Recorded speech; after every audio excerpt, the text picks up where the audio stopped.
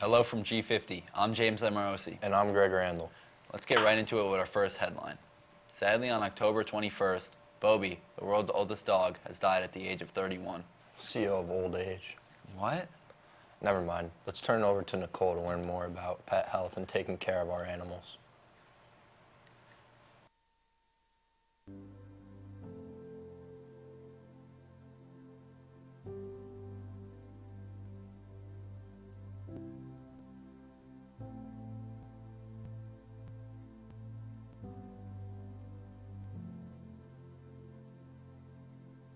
Hi there, I'm Nicole from Broadcast Journalism, and for today we have our honors biology teacher, Miss Winner. Thank you for interviewing me.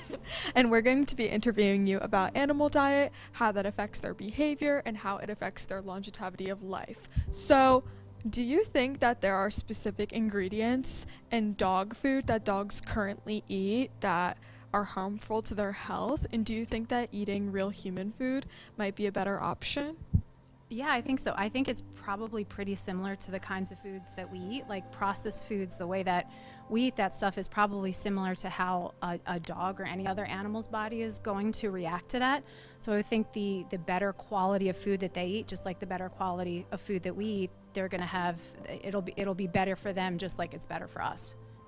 That makes sense. And I also wanted to talk more about independence and dogs living off of a leash and having the ability to always be out in nature.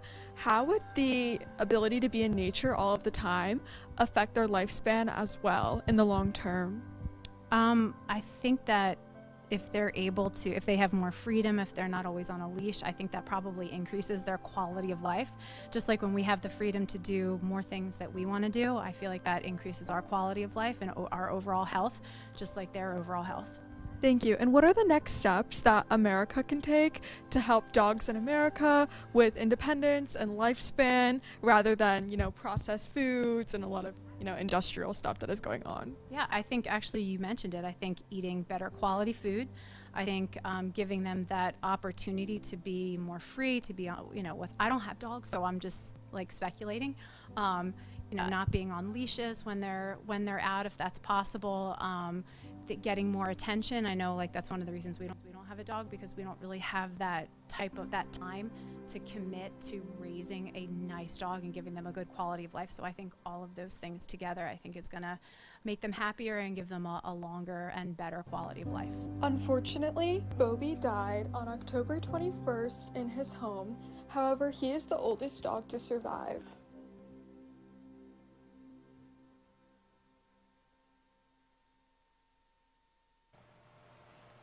Wow, you could say he had that dog in him. 31 years old? Now that's impressive. You know what else is impressive? What? Scoring a goal for a professional soccer team at the age of 17. I mean, we're 17 years old and we're anchoring a TV show. Not too shabby, in my opinion. But this kid's a professional athlete. Don't you know about Marc Guiu? Who? Barcelona's 17-year-old wonder kid. Talk about a dog. No, who asked? Nice, bro. CEO funny over here. I mean, you know me. I'm a football player, not a football player. How could I forget? Well, good thing we have Catherine, Gabby, and Cameron to tell us about him. Ladies, take it away.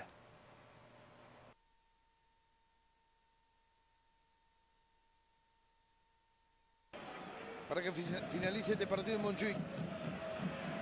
Uy, qué buena pelota, y acá está, y la tiene Giroud, y puede ser la primera, viene el remate, gol. Gol, gol, gol, gol, gol, gol, gol, gol.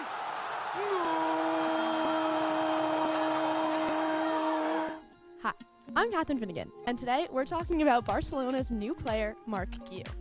During the 80th minute of Barcelona's game against Bilbao, Guiu debuted his professional football career. As a striker, Guiu was determined to score, and that he did. During his first few seconds on the pitch, he slotted one away in the back of the net. It was the first time he had the ball the entire match, and at only 17 years old, he is officially the second youngest player to have scored in a professional field. The final score of the game was 1-0, meaning that Guiu's goal was a game winner for Barcelona. Not only this, but this victory gave Barcelona 24 points, putting them only 1 point behind the league leaders Real Madrid and Girona.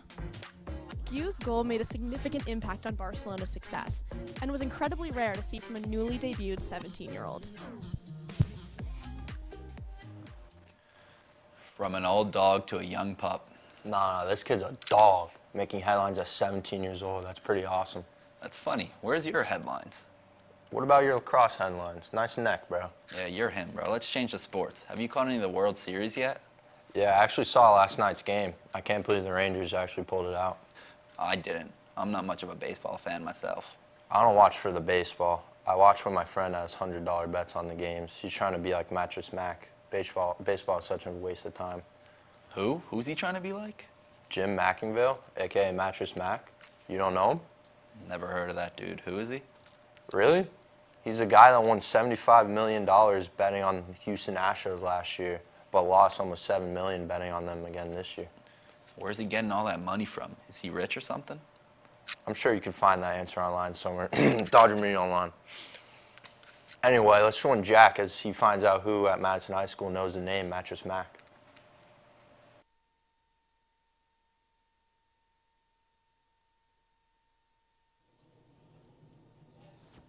Jim McIngvale.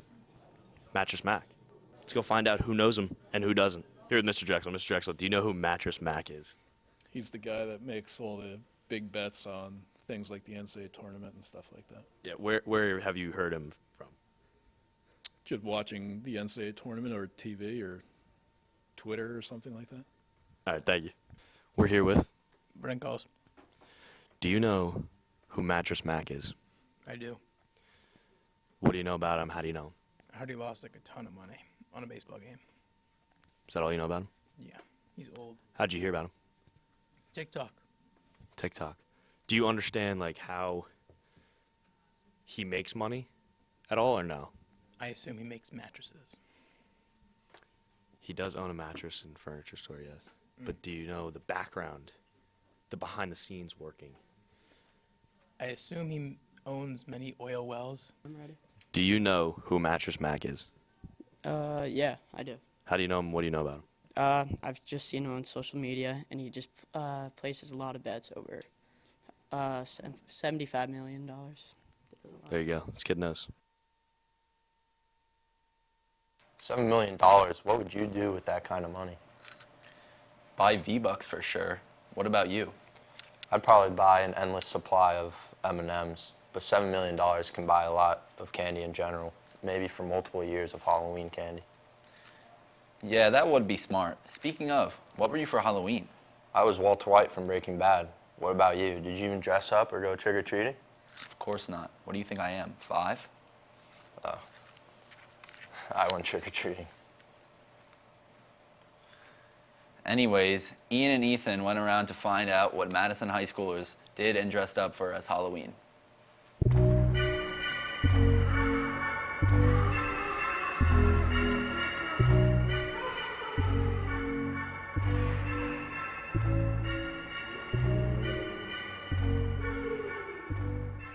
All right, hi, my name is Ian Artavia. I'm here with Dodger Media Online. I'm here with Joey Russo. and CJ Merson. All right, Joey and CJ. Do you guys do anything for Halloween, or do you have any memories you want to share about Halloween? Bro, that year it got canceled. There was like the blizzard. Yeah. Yo, that was like the worst year of my life, bro.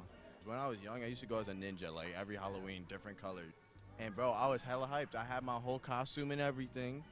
And then my mom tells me, she's like, Halloween's canceled this year. I thought she was playing with me. Cause like, bro, when you're a kid, you don't think a holiday could be canceled. That's so whack. Like, Big tradition for me is always Mischief Night.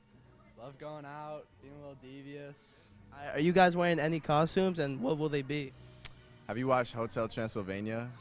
Yeah, the ginger Johnny. That's gonna be me this year. What about you, CJ? I'm undecided yet. Thank you guys for your time. Of course. And I'm here with. Javier Izzo. Do you think you're old enough to trick or treat, or there's a certain age that you think you should stop? I think it gets a little weird if you're over 18 to go house to house, but you can still participate in all the other Halloween stuff. Just if you're an adult, it's kind of weird. Thank you for your time, Javier. I'm here with Natalie. All right, Natalie. Do you have any memories or favorite moments you have about Halloween that you would like to share? My mom would always throw us a Halloween party for the whole block. And do you think there's a certain age that you should go stop trick-or-treating, or do you think like you can go trick-or-treating whenever? I can go trick-or-treating whenever. It's free candy. All right, and finally, do you have a costume that you're gonna wear, or any costume ideas that you have? I was gonna be a fairy, but I'm going away this weekend, so no. All right, thank you for your time, Natalie. Thank you. I still can't believe you didn't go trick-or-treating. I mean, we're seniors now. We're never going to have a chance to dress up for school ever again. It's important to cherish the little things. You know, it really is. It's pretty crazy that we're seniors. Prom and graduation right around the corner. And prom weekend, of course. Well, I don't know what's going on with that. I heard Seaside has been cracking down on motels and implementing new rules. No way. Don't ruin everything! Let's show what we were able to find out about this year's prom weekend dilemma.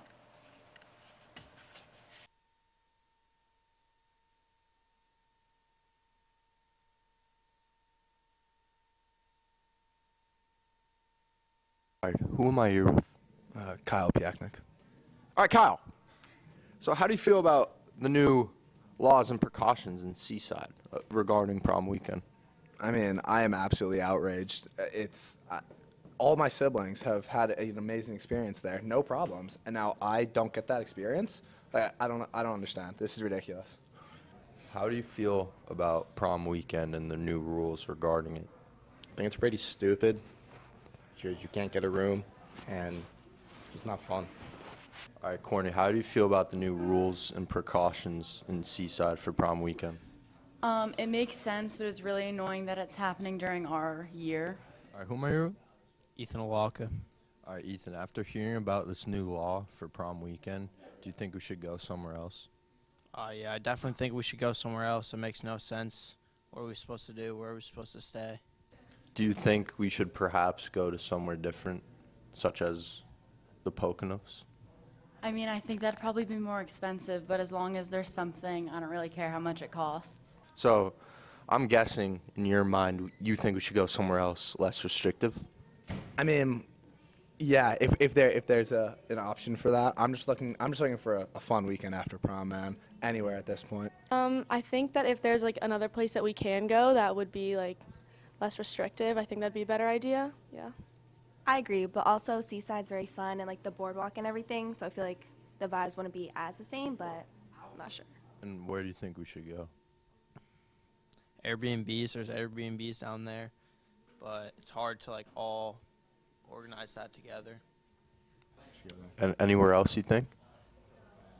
Other than the Poconos? No. What a disgrace it would be if we didn't have prom weekend. Oh, I'm already looking up Airbnbs to stay at.